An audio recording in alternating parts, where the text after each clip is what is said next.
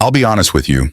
My son looked me straight in the eye, grinned and said loud enough for everyone at the barbecue to hear, "Dad, you'll never be half the man Richard is." For a second, all I could hear was the hiss of burgers dripping grease onto the grill. Nobody laughed. Nobody rushed to smooth it over. Richard lowered the beer bottle he'd been holding and stared at the grass like he'd suddenly found it fascinating. My ex-wife Melissa pressed her lips together, but didn't say a word. Claire looked from Ethan to me with a confused little smile, waiting for someone to explain what was supposed to be funny. I stood there holding a paper plate with a hamburger I'd barely touched. Then I smiled. "Good." Ethan frowned. "What?" I set the plate on the patio table and reached for my truck keys. "If Richard's the better man," I said evenly, "then let him pay from now on." Claire blinked. "What do you mean?" "You'll find out." I walked to my old Ford F-150 without another word. Nobody followed me. Rain started before I reached Interstate 70. It wasn't much at first, just enough to smear the windshield and make the wipers squeak across the glass. My left knee throbbed every time I moved from the gas pedal to the brake. The orthopedic doctor called it normal wear for a man who'd spent nearly 40 years climbing attic ladders, crawling through crawl spaces, and hauling furnaces that weighed more than some refrigerators. I called it earning a living. Sports radio filled the cab, but I wasn't listening. My mind had already wandered somewhere else. Back to a February morning almost 20 years earlier. The kind of Ohio winter that froze your eyelashes. I'd spent 14 hours replacing rooftop heating units at a school outside Newark. By the time I drove toward Columbus, every decent restaurant had closed. Dinner was a stale turkey sandwich from a gas station. When I finally got home, Ethan had already fallen asleep. His Little League trophy sat on the kitchen counter. Melissa told me he'd hit a triple. "I saved you some cake," she'd said. I remember staring at that slice longer than I should have. I'd missed another game, not because I wanted to, because overtime paid the mortgage. Another memory followed before I could stop it. 8 years ago, the divorce papers were still sitting on my dining room table. Ethan had been 25, old enough to understand that marriages sometimes failed, young enough to think it was somebody's fault. He came over one evening to pick up a few boxes. Before he left, I stopped him on the porch. "I don't care what happens between your mom and me," I told him. "I'll always have your back." He nodded without saying much. At the time, I believed promises like that were simple. You make them. You keep them. Nobody warns you that someday keeping them might cost you your dignity. By the time I pulled into downtown Columbus, the rain had turned steady. Most people would have gone home after a day like that. Instead, I parked outside my attorney's office. The lights were still on. Linda Parker had handled my divorce years earlier. Then she'd helped me create something I hoped Ethan would never need to think about. The Sullivan Family Trust. She looked up as I stepped inside. "Jack, you still working?" She smiled. Apparently. Her assistant had already gone home. The office was quiet except for the air conditioner humming overhead. She noticed my expression almost immediately. "What happened?" I sat down carefully, easing pressure off my knee. "My son finally told me the truth." She waited. She'd been practicing law too long to interrupt silence. Finally, I said, "Terminate every automatic payment." Her face didn't change. She simply folded her hands together. "Everything," I nodded. "The mortgage assistance." She made a note. "The daycare." Another note. "Property taxes, medical reimbursements, home repairs." Her pen stopped moving. She looked over the top of her glasses. "Are you certain?" I stared through the office window toward High Street. People hurried beneath umbrellas. A city bus hissed to a stop. Life kept moving. Funny how it always does, even when yours feels like it's standing still. I've spent 4 years making sure Ethan never had to worry about unexpected bills. Linda nodded. "I know. He doesn't know they're coming from me." "I know. He thinks somebody else is carrying him." Another quiet nod. Then she asked the hardest question. "Is this about proving a point?" I thought about answering too quickly. Instead, I took a long breath. "No." She waited. "I'm done protecting someone from consequences he insists don't exist." For several seconds, neither of us spoke. Then she slid one document across the desk. "If you sign this today, the scheduled trust disbursements stop immediately. A few have already cleared for this month." "How long?" "The first missed payment should become noticeable in about 10 days. 10 days. 4 years of invisible support, ending in 10 days. I signed my name. My handwriting looked older than I remembered. Linda gathered the paperwork into a folder but didn't file it right away. "I've known you a long time, Jack." "I know." "I don't think you're angry." "I'm not." "So what are you—" I considered the question. "Tired." She gave a small, understanding smile. "I believe you." The rain had stopped when I walked back outside. The sidewalks glistened beneath the streetlights. I stood beside my truck for a moment before climbing in. For the first time in years, I wondered what my weekends might look like if I wasn't quietly solving somebody else's emergencies. Maybe I'd finally finish repairing the porch. Maybe I'd go fishing with Tom again. Maybe I'd sit on my own back deck without waiting for my phone to ring because someone's water heater had failed or the daycare tuition was due. The thought felt strangely unfamiliar, almost selfish, almost peaceful. When I reached home, the porch steps creaked beneath my boots. Inside the house was exactly as I'd left it. One recliner, one coffee mug drying beside the sink, one baseball game replaying softly on television. I poured myself a cup of coffee, even though it was nearly 9 at night. Old habits. I carried it onto the porch and listened to the crickets. Across town, Ethan was probably finishing dessert with everyone else. Maybe they were still talking about Richard. Maybe they'd already forgotten what I'd said. I wasn't sure which possibility hurt more. I looked out into the darkness and reminded myself of something I'd spent years teaching young technicians who worked for me. A furnace doesn't fail the day it stops blowing warm air. It fails long before that. You just don't notice until the house gets cold. 10 days from now, the first payment would quietly disappear. Nobody would notice. Not yet. The first week after I signed those papers was almost disappointingly quiet. Nothing happened. Or at least nothing that anybody could see. I still woke up at 6 every morning. I still carried my coffee out to the porch before the neighborhood came alive. Mrs. Donnelly across the street still walked her golden retriever at exactly 6:30, waving the same way she had for years. If you'd looked at my life from the outside, you would have thought nothing had changed. But somewhere deep inside a stack of electronic transactions, one automatic payment simply never arrived. No phone calls, no angry texts, no emergencies, just silence. For nearly 10 days. The first crack appeared on a Tuesday afternoon. I was replacing a loose railing on my porch when my phone buzzed. It was Ethan. For a second, I considered letting it ring. Instead, I answered. Hey, hi, Dad. His voice sounded normal. Too normal. You busy? Depends. I just wondered if you've seen Claire. I frowned. Why, she's running errands. Then she's probably running errands. A nervous laugh. Yeah.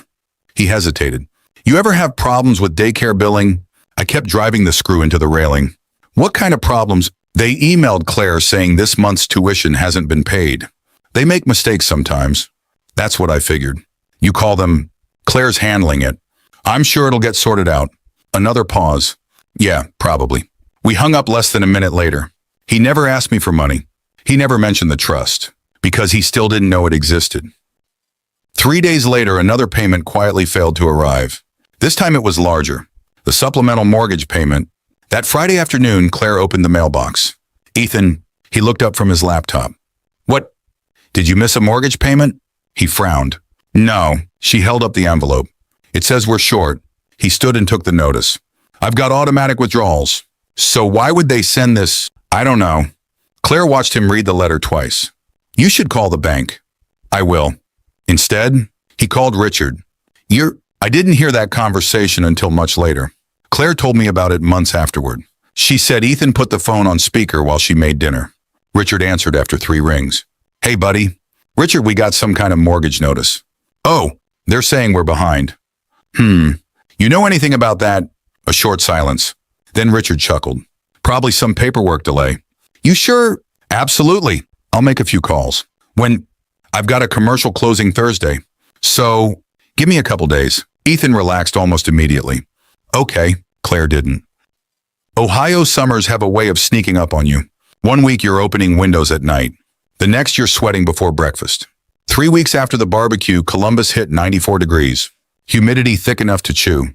Around noon, my phone buzzed again. This time it was Claire. I almost didn't answer. Not because I was angry. Because I already knew why she was calling. Hi, Claire. I'm sorry to bother you. You never bother me. She sounded exhausted. Our air conditioner stopped. I looked across my garage at the shelves where I'd kept HVAC tools for decades. Even retired, I still had enough equipment to diagnose almost anything. Normally, I'd already be grabbing my tool bag. When did it quit? This morning.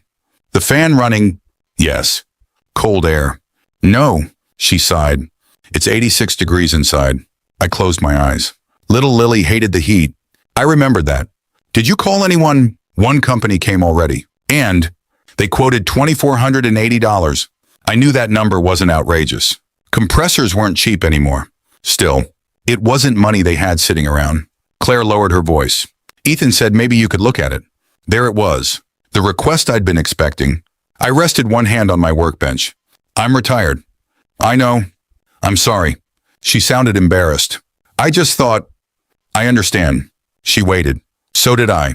Finally, she whispered, okay. The call ended gently. No argument. No guilt. But after I set the phone down, I stood there staring at my toolbox for a long time. Every instinct I'd built over 40 years told me to get in my truck, fix the unit, take care of my family. Instead, I walked into the kitchen and poured another cup of coffee. It tasted bitter. That weekend, I drove to Grove City for physical therapy. The therapist stretched my knee until it burned. You've been overcompensating for years, she said. I've been told that. Your body keeps score. Funny. So do families. After therapy, I met my old Army buddy Tom at Hoover Reservoir. We hadn't fished together in almost 2 years. Mostly because every weekend I'd been helping Ethan with something. Fence repairs, water heaters, garage doors. There was always something. Tom handed me a tackle box. Took you long enough. I've been busy. You retired almost 3 years ago. I know. He looked at me. No, he said it gently. You've been available. That landed harder than he probably intended. We spent 6 quiet hours on the lake. Caught almost nothing. Didn't matter. It was the most relaxed I'd felt in years. The following Wednesday, I volunteered with Habitat for Humanity, mostly repairing porches and wheelchair ramps for older veterans. Nobody there cared what I'd done for my own family. Nobody expected free labor because we shared a last name. One of the volunteers asked if I'd recently retired. I smiled. I'm learning how. That night, my phone stayed silent. No emergency plumbing. No broken furnace. No request to babysit because somebody had forgotten to arrange childcare. I should have slept well. Instead, I lay awake wondering about Lily. Had they fixed the air conditioner? Was she sleeping in the heat? Had I gone too far? I wasn't worried about Ethan. He was 33 years old. He could solve problems. It was my granddaughter who haunted me. Around midnight, I almost picked up the phone. Almost called. Almost offered to come over. Almost undid everything. Instead, I remembered the look on Ethan's face at the barbecue. You'll never be half the man Richard is. The words still stung. Not because they questioned my pride. Because they erased 4 decades of showing up. I set the phone back on the nightstand. Sometimes love isn't rescuing someone. Sometimes love is trusting they'll learn to stand on their own, even when it hurts you more than it hurts them. Across town, Claire sat at the kitchen table surrounded by unopened envelopes. Daycare, mortgage, utility bills, the repair estimate for the air conditioner. She arranged them into neat piles. Something about the numbers bothered her. None of it made sense anymore. She looked across the table at Ethan. He was rubbing his forehead, quiet, frustrated. Finally, she asked the question neither of them had ever thought to ask before. Ethan. He looked up. When things went wrong before, what do you mean? The roof. He shrugged. Yeah. The hospital after Lily was born? Okay. The plumbing. The taxes. The daycare. She folded her hands. Who actually paid for all those things? He opened his mouth, then stopped. For the first time in years, he realized he honestly didn't know. Claire was the kind of woman who saved receipts, not in some obsessive way. She wasn't one of those people with color-coded binders for every light bulb she ever bought, but she kept grocery totals in a small notebook by the microwave. She knew when the electric bill usually hit. She could tell you how much Lily's school shoes cost without looking it up. That was part of why I liked her from the beginning. Claire didn't spend money to impress people. Ethan had started doing that somewhere along the way. The next morning after their conversation at the kitchen table, Claire called the daycare before school. She stood in the hallway outside her second-grade classroom, one hand over her other ear, while children shouted somewhere near the cafeteria. Hi, this is Claire Sullivan, Lily Sullivan's mom. She listened. Yes, we got the notice. I'm just trying to understand because I thought tuition was drafted automatically. A pause. Then her eyebrows pulled together. Supplemental payment. Another pause. No, I'm not upset. I just don't recognize that name. She pulled a pen from the cup beside the classroom phone and wrote it on the back of a spelling worksheet. Sullivan Family Trust. That was the first time she saw it. Not the first time it had paid for something. Just the first time anyone had bothered to say the name out loud. That same afternoon, Ethan called Richard again. I know that because Claire told me later. She remembered every word because she was standing in the laundry room, folding Lily's tiny t-shirts while the dryer shook against the wall. Hey, Richard, Ethan said, trying to sound casual. Did you ever hear back about that mortgage thing? Richard sounded relaxed as usual. I'm still looking into it. It's been over a week. These institutions move slow. Claire's asking questions. That changed the air. Even over speakerphone, Claire could hear Richard hesitate. What kind of questions about payments? Well, bills come from everywhere these days. She said daycare mentioned something called Sullivan Family Trust. The dryer buzzed. Claire didn't move. Richard cleared his throat. That sounds like one of your father's arrangements. My father, maybe, I don't know. Jack was always particular about paperwork. Ethan went quiet. You knew about this. I said maybe. But you've always handled the tax stuff. I helped organize it, that's different. Claire folded the same little yellow shirt 3 times. Ethan lowered his voice. Richard, have you been paying these bills or not? There was a long pause. Then Richard gave one of those half-laughs polished people use when they don't want to answer plainly. Ethan, I have helped this family in plenty of ways. That's not what I asked. I've got a meeting. The line went dead. By Thursday, Claire had the kitchen table covered. Mortgage statements, daycare invoices, old medical bills, insurance paperwork, property tax envelopes. She worked through them after Lily went to bed, her reading glasses low on her nose, a cup of cold tea beside her elbow. Ethan paced behind her. This is ridiculous, he said. Then sit down and help me. I don't even know what you're looking for. That's the problem. He stopped near the sink. Claire. She didn't look up. What? Why does this feel like you're accusing me? She set down the statement in her hand. I'm not accusing you. I'm asking you to look at our own finances like an adult. That one hit him. He stared at her. I work 60 hours a week. I know. I provide for this family. I know you work hard. Then why are you acting like I'm some spoiled kid? Claire took off her glasses. Because last month you told your father he'd never be half the man Richard is. And this month every bill we thought was handled suddenly isn't handled. Ethan looked away first. Outside, the air conditioner still hadn't been replaced. A box fan hummed in the hallway, pushing warm air from one room to another. Claire picked up another statement. Look.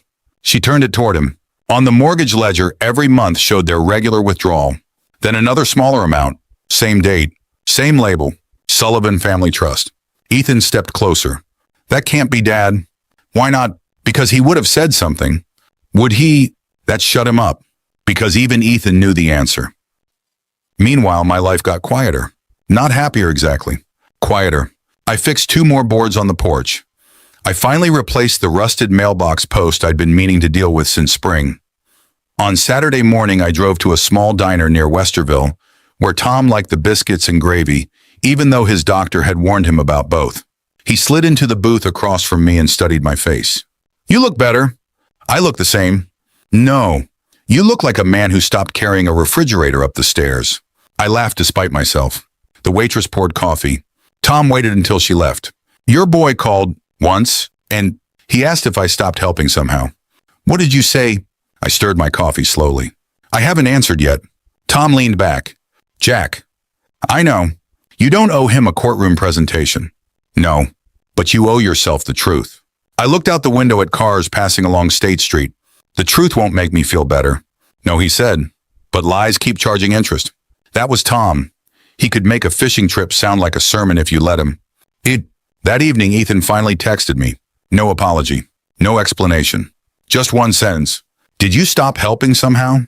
I sat in my recliner with the baseball game muted and stared at the screen until it dimmed. I typed, I helped because I loved you. Deleted it. Typed, you should ask Richard. Deleted that too. Then, I didn't stop being your father. I stopped being your bank. I stared at that one longest. Too sharp. Too satisfying. Too close to what I wanted to say, which meant it probably wasn't what I should say. Finally, I wrote, I'm sure Richard has it covered. I hit send before I could change my mind. The reply came almost immediately. What does that mean? I didn't answer. I set the phone face down on the side table and turned the sound back on. The Reds were losing. Somehow that felt about right. 2 days later, Claire requested copies of older mortgage records. The bank employee asked how far back. 4 years, Claire said. Ethan stood beside her in the branch lobby, shifting his weight like a man waiting outside the principal's office. 4 years, he whispered. Yes. Claire, this is a lot. She looked at him calmly. So are the bills. They waited 20 minutes in stiff chairs under a television playing muted news. Lily was with a neighbor. Ethan kept checking his phone. Claire kept her hands folded around her purse strap. When the banker finally came back, she handed Claire a printed packet. There are recurring supplemental payments from an external account. Claire's mouth went dry. Can you tell us whose account? The banker shook her head. Not directly, but the payment memo appears on several records. Claire turned the first page. There it was again. Sullivan Family Trust.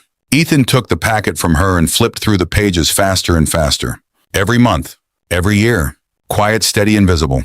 His face changed as he read. At first disbelief. Then anger. Then something smaller. Something closer to shame. Claire's voice softened. Ethan. He didn't answer. He just stared at the name printed again and again, like the paper had opened a door he wasn't ready to walk through. And for the first time since that barbecue, he understood this wasn't a billing mistake. It was a mirror. Claire came to my house on a Friday afternoon without calling first. I was on the porch when she pulled into the driveway, kneeling beside the steps with a pry bar in one hand and a box of deck screws open beside my knee. The July heat had finally eased a little, but the air still felt heavy.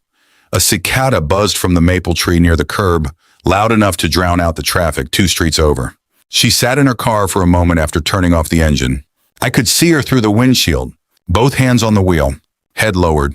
That was when I knew. She wasn't there to borrow money. She was there because the truth had started knocking, and nobody inside her house wanted to answer the door. I wiped my hands on a rag and stood slowly. My knee brace showed beneath the torn denim at my left leg.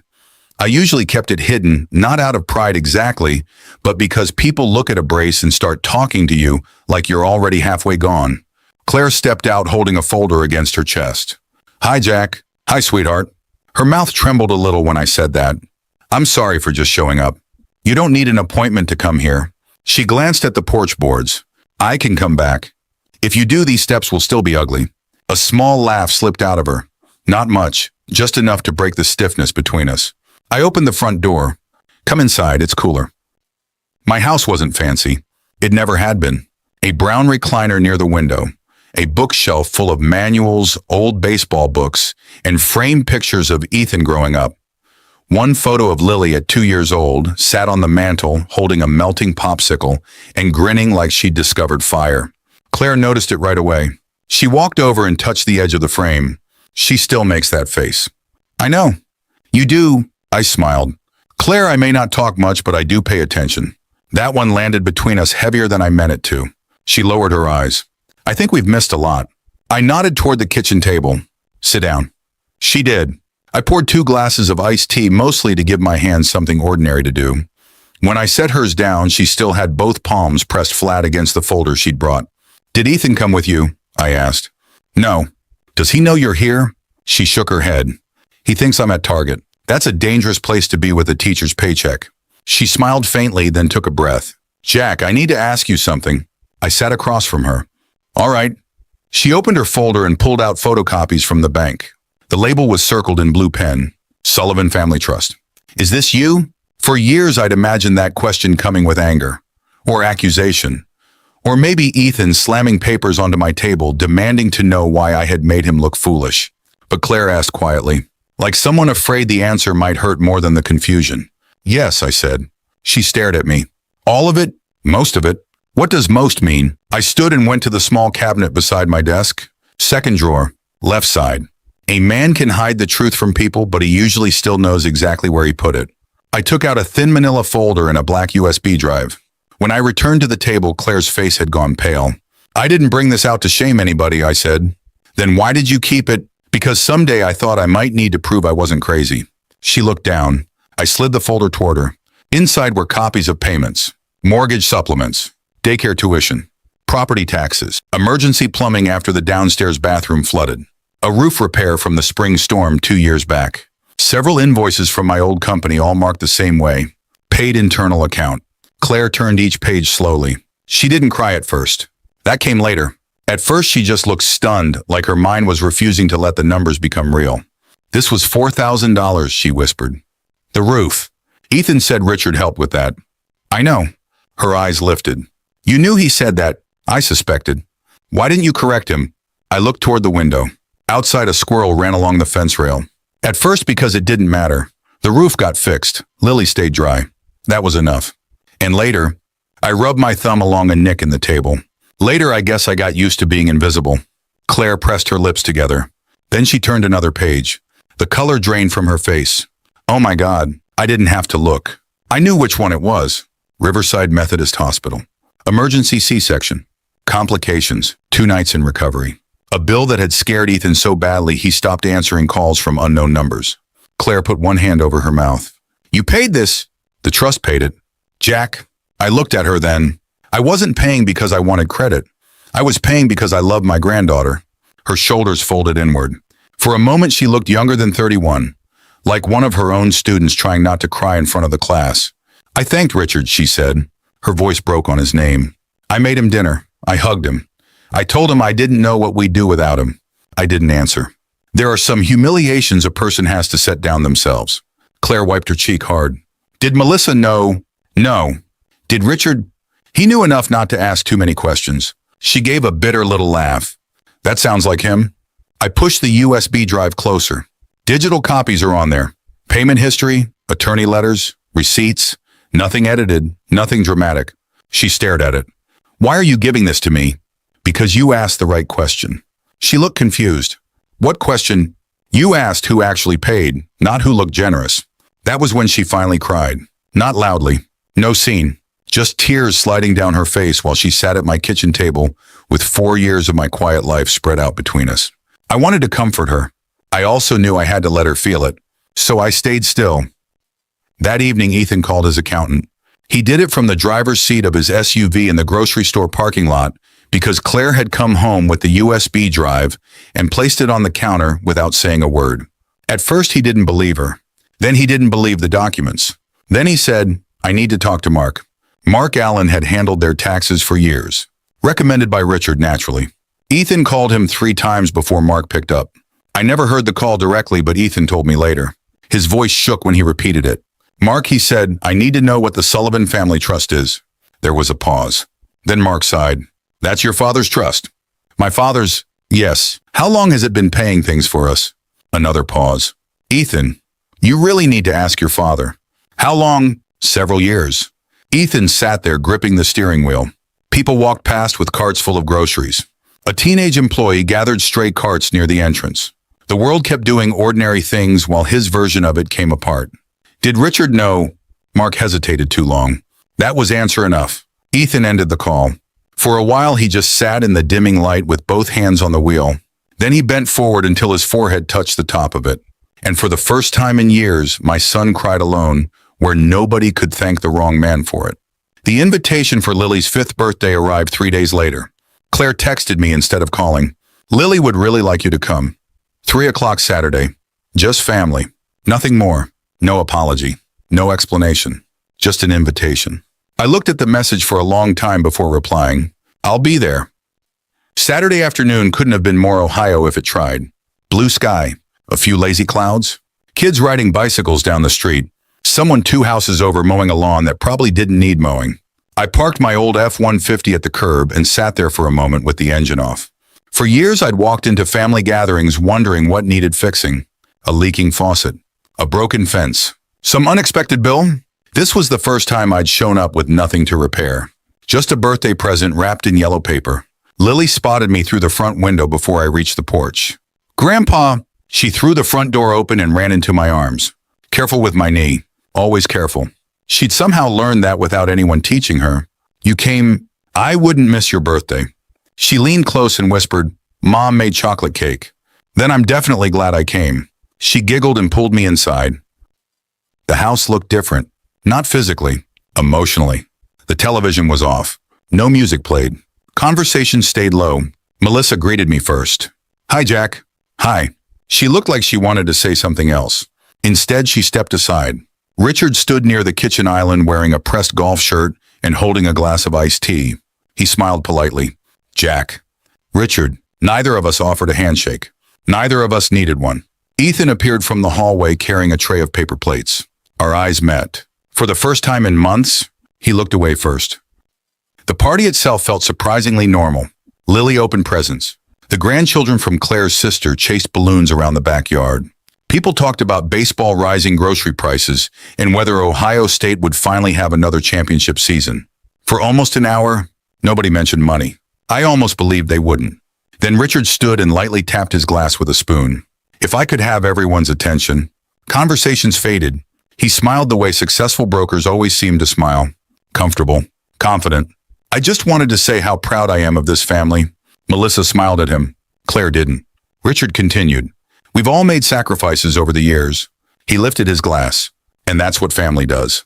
I saw Claire slowly stand from her chair. She walked into the living room without interrupting him. Nobody noticed except me. Richard kept talking. When people love each other, the television turned on behind him. Every head turned. Claire stood beside it holding her laptop. She plugged in one cable, then another. The screen changed. No photos, no birthday slideshow. Just a scanned document. Mortgage statement. Supplemental payment received. Sullivan Family Trust. Silence spread through the room. Claire clicked again. Hospital invoice. Paid in full. Sullivan Family Trust. Another click. Property tax payment. Another. Emergency plumbing. Another. Roof replacement. Another. HVAC repair. Every receipt. Every invoice. Every payment. 4 years. One after another. Nobody spoke. The only sound came from the ceiling fan. Richard slowly lowered his glass. Melissa stared at the television. What? She whispered. Claire finally looked at everyone. I've spent 3 days verifying every document. She clicked once more. The final page appeared. Attorney correspondence. Termination of trust payments. Dated. The Monday after the barbecue. Exactly 2 days after Ethan told his father he wasn't half the man Richard was. The room became painfully still. Richard cleared his throat. I think... He glanced toward the television. There's been some misunderstanding. Claire looked directly at him. Then explain it. I never claimed these were my payments. No. Her voice stayed calm. You never corrected anyone either. Richard shifted his weight. I assumed everybody understood. Ethan finally spoke. I didn't. Neither did Melissa. Richard spread his hands. I introduced you to the accountant. You handled our paperwork, Ethan replied. You always said everything was under control. It usually was, but not because of you. Richard didn't answer. Because there wasn't an answer that made him look better. Melissa slowly sat down. She looked 20 years older than when I'd arrived. I thanked you. She was looking at Richard. I thanked you every Christmas. Richard opened his mouth, closed it again.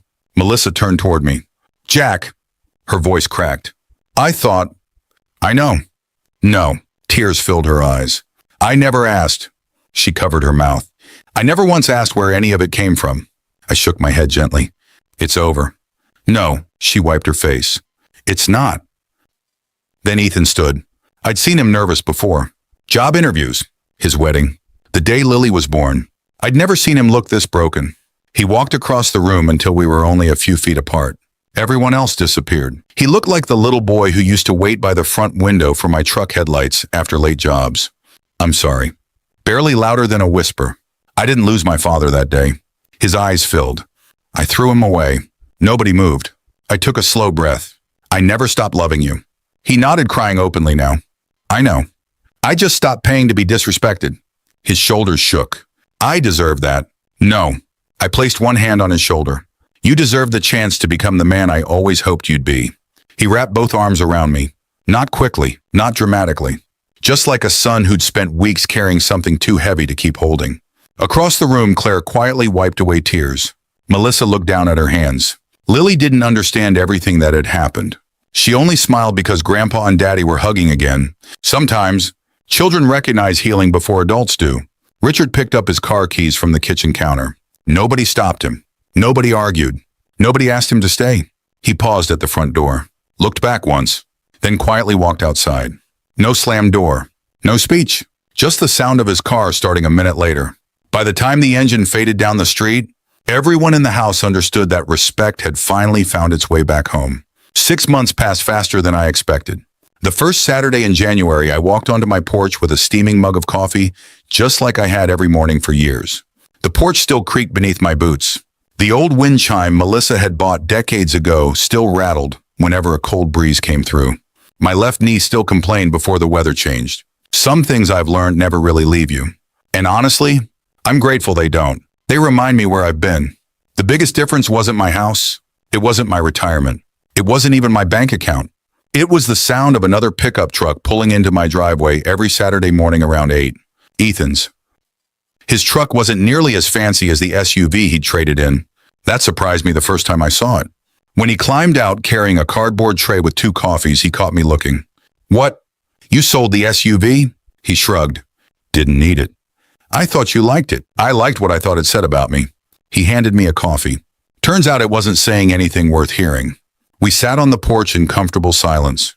That had always been one thing Ethan and I shared. We never felt obligated to fill every quiet moment with conversation. After a while, he nodded toward my toolbox. "Porch still giving you trouble?" "The porch is fine." "You sure? It just likes reminding people it's older than they are." He laughed. A real laugh. One I hadn't heard from him in years. Selling the big house had been Claire's idea. At first, Ethan resisted. He thought downsizing meant admitting failure. Claire saw it differently. "It means we stop pretending." They found a smaller ranch house on the west side of Columbus. 3 bedrooms instead of 5. No formal dining room. No unnecessary mortgage. No country club nearby. Just a neighborhood where kids still rode bicycles until the streetlights came on. The first time I visited, Lily proudly gave me the grand tour. "This is my room." I admired the glow-in-the-dark stars on her ceiling. "This is Mommy's garden." It was 3 raised flower beds behind the garage. "And Daddy mows the lawn now." "I always mowed the lawn." Claire smiled from the patio. "He means without complaining." Ethan raised both hands. "I admit it." Everyone laughed. It wasn't a loud laugh. It was the kind families earn after surviving something together. Richard slowly disappeared from family gatherings. No one officially excluded him. There was no dramatic announcement. No angry group text. People simply stopped calling him first. Stopped assuming. Stopped confusing confidence with character. I heard through mutual friends that he was still selling commercial real estate. Still successful. Still polished. I honestly wished him well. Resentment is heavier than any furnace I ever carried. At 61, I wasn't interested in lifting unnecessary weight anymore. Melissa came by one afternoon carrying a pie she'd baked herself. Apple, always my favorite. She stood awkwardly on the porch until I invited her inside. "I owe you something," she said. "You don't owe me pie." She smiled sadly. "No." She set the pie on the kitchen counter. "I owe you an apology." I leaned against the sink. "You don't have to." "I do." Her eyes wandered around the room.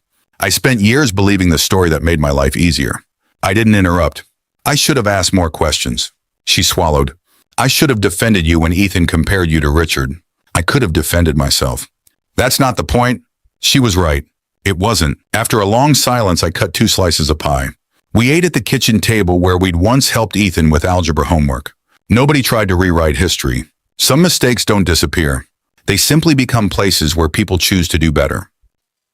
A few weeks later, Ethan asked if I wanted to go fishing. Just the 2 of us. We drove to Hoover Reservoir before sunrise. The lake was smooth as glass. Steam drifted off the water. For nearly an hour, we focused on our fishing lines instead of each other. Eventually, Ethan cleared his throat.